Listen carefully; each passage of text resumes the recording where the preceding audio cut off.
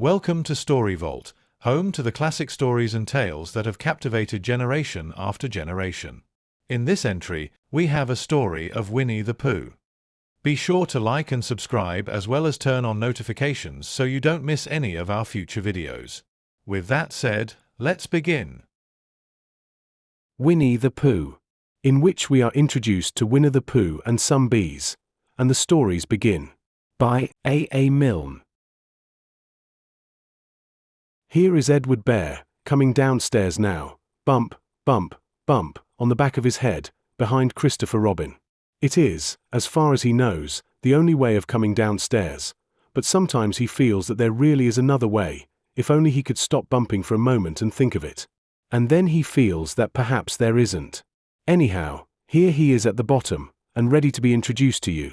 Winnie the Pooh. When I first heard his name, I said, just as you are going to say, but I thought he was a boy. So did I, said Christopher Robin. Then you can't call him Winnie. I don't. But you said. His Winnie the Pooh. Don't you know what the means? Ah, yes, now I do, I said quickly, and I hope you do too, because it is all the explanation you are going to get. Sometimes Winnie the Pooh likes a game of some sort when he comes downstairs, and sometimes he likes to sit quietly in front of the fire and listen to a story. This evening. What about a story? Said Christopher Robin. What about a story? I said. Could you very sweetly tell Winnie the Pooh one? I suppose I could, I said. What sort of stories does he like? About himself. Because he's that sort of bear. Oh, I see. So could you very sweetly? I'll try, I said. So I tried. Once upon a time, a very long time ago now, about last Friday, Winnie the Pooh lived in a forest all by himself under the name of Sanders. What does under the name mean? Asked Christopher Robin. It means he had the name over the door in gold letters, and lived under it. Winnie the Pooh wasn't quite sure, said Christopher Robin. Now I am, said a growly voice. Then I will go on, said I. One day when he was out walking, he came to an open place in the middle of the forest, and in the middle of this place was a large oak tree, and, from the top of the tree, there came a loud buzzing noise. Winnie the Pooh sat down at the foot of the tree, put his head between his paws and began to think. First of all he said to himself, that buzzing noise means something. You don't get a buzzing noise like that, just buzzing and buzzing, without its meaning something. If there's a buzzing noise, somebody's making a buzzing noise, and the only reason for making a buzzing noise that I know of is because you're a bee. Then he thought another long time, and said, and the only reason for being a bee that I know of is making honey. And then he got up, and said, and the only reason for making honey is so as I can eat it. So he began to climb the tree. He climbed and he climbed and he climbed, and as he climbed he sang a little song to himself. It went like this. Isn't it funny? How a bear likes honey. Buzz, buzz, buzz. I wonder why he does. Then he climbed a little further, and a little further, and then just a little further. By that time he had thought of another song. It's a very funny thought that, if bears were bees, they'd build their nests at the bottom of trees. And that being so, if the bees were bears, we shouldn't have to climb up all these stairs. He was getting rather tired by this time, so that is why he sang a complaining song. He was nearly there now, and if he just stood on that branch. Crack! Oh, help, said Pooh, as he dropped 10 feet on the branch below him. If only I hadn't, he said, as he bounced 20 feet on to the next branch. You see, what I meant to do, he explained, as he turned head over heels, and crashed onto another branch 30 feet below. What I meant to do. Of course, it was rather, he admitted, as he slithered very quickly through the next 6 branches. It all comes, I suppose, he decided, as he said goodbye to the last branch, spun round 3 times, and flew gracefully into a gorse bush. It all comes of liking honey so much. Oh, help! He crawled out of the gorse bush, brushed the prickles from his nose, and began to think again. And the first person he thought of was Christopher Robin. Was that me? Said Christopher Robin in an awed voice, hardly daring to believe it. That was you. Christopher Robin said nothing, but his eyes got larger and larger, and his face got pinker and pinker.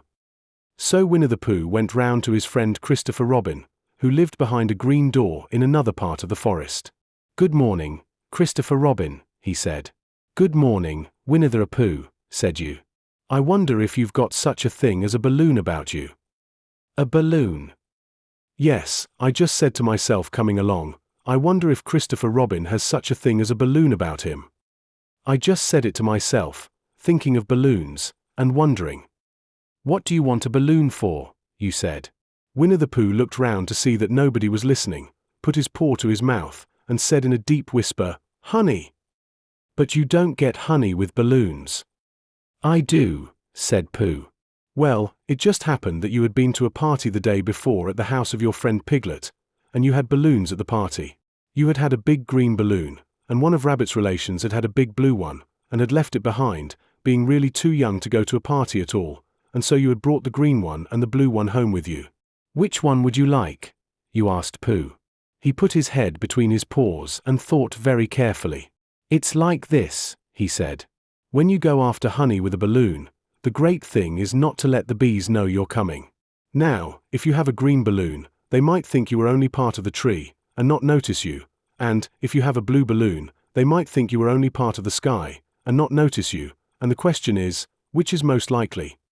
"Wouldn't they notice you underneath the balloon?" you asked. "They might or they might not," said Winnie the Pooh. "You never can tell with bees." He thought for a moment and said, "I shall try to look like a small black cloud. That will deceive them." "Then you had better have the blue balloon," you said, and so it was decided. Well, you both went out with the blue balloon, and you took your gun with you, just in case, as you always did, and Winnie the Pooh went to a very muddy place that he knew of, and rolled until he was black all over. And then, when the balloon was blown up as big, and you and Pooh were both holding on to the string, you let go suddenly, and Pooh Bear floated gracefully up into the sky, and stayed there, level with the top of the tree and about 20 feet away from it. "Hooray!" you shouted.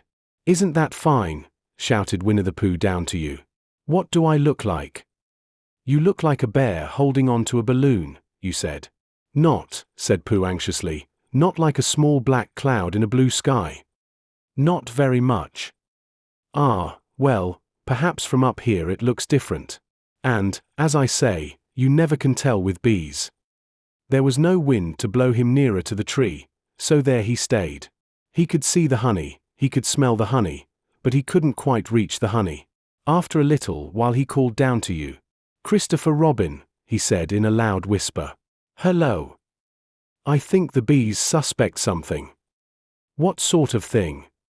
"I don't know. But something tells me that they're suspicious. Perhaps they think that you're after their honey."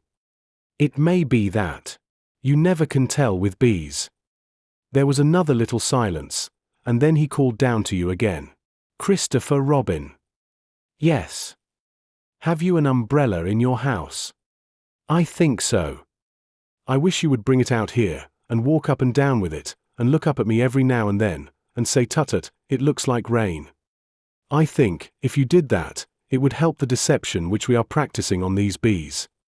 Well, you laughed to yourself, silly old bear. But you didn't say it aloud because you were so fond of him, and you went home for your umbrella. "Oh, there you are," called down Winnie the Pooh, as soon as you got back to the tree. "I was beginning to get anxious. I have discovered that the bees are now definitely suspicious." "Shall I put my umbrella up?" you said. "Yes. But wait a moment. We must be practical. The important bee to deceive is the queen bee. Can you see which is the queen bee from down there?" "No." "A pity. Well, now, if you walk up and down with your umbrella, saying, 'Tut-tut, it looks like rain,' I shall do what I can by singing a little cloud song, such as a cloud might sing. Go." So, while you walked up and down and wondered if it would rain, Winnie the Pooh sang this song. "How sweet to be a cloud, floating in the blue. Every little cloud always sings aloud. How sweet to be a cloud, floating in the blue. It makes him very proud to be a little cloud." The bees were still buzzing as suspiciously as ever. Some of them, indeed, left their nests and flew all round the cloud as it began the second verse of this song, and one bee sat down on the nose of the cloud for a moment, and then got up again. "Christopher, oh, Robin," called out the cloud. "Yes. I have just been thinking, and I have come to a very important decision. These are the wrong sort of bees." "Are they?" "Quite the wrong sort. So I should think they would make the wrong sort of honey, shouldn't you?" "Would they?" "Yes. So I think I shall come down." "How?" asked you. Winnie the Pooh hadn't thought about this. If he let go of the string, he would fall, bump, and he didn't like the idea of that. So he thought for a long time, and then he said, "Christopher Robin, you must shoot the balloon with your gun. Have you got your gun?" "Of course I have," you said. "But if I do that, it will spoil the balloon," you said. "But if you don't," said Pooh, "I shall have to let go, and that would spoil me." When he put it like this, you saw how it was, and you aimed very carefully at the balloon, and fired. "Oh," said Pooh. "Did I miss?" you asked. "You didn't exactly miss," said Pooh, "but you missed the balloon." "I'm so sorry," you said, and you fired again, and this time you hit the balloon, and the air came slowly out, and Winnie the Pooh floated down to the ground. But his arms were so stiff from holding on to the string of the balloon all that time that they stayed up straight in the air for more than a week, and whenever a fly came and settled on his nose he had to blow it off. And I think, but I am not sure, that is why he was always called Pooh. "Is that the end of the story?" asked Christopher Robin. "That's the end of that one. There are others. About Pooh and me. And Piglet and Rabbit and all of you. Don't you remember?" "I do remember, and then when I try to remember, I forget. That day when Pooh and Piglet tried to catch the heffalump. They didn't catch it, did they?" "No. Pooh couldn't, because he hasn't any brain. Did I catch it?" "Well, that comes into the story." Christopher Robin nodded. "I do remember," he said, "only Pooh doesn't very well, so that's why he likes having it told to him again. Because then it's a real story and not just a remembering." "That's just how I feel," I said. Christopher Robin gave a deep sigh, picked his bear up by the leg, and walked off to the door, trailing Pooh behind him. At the door he turned and said, "Coming to see me have my bath?" "I might," I said. "I didn't hurt him when I shot him, did I?" "Not a bit." He nodded and went out, and in a moment I heard Winnie the Pooh, bump, bump, bump, going up the stairs behind him.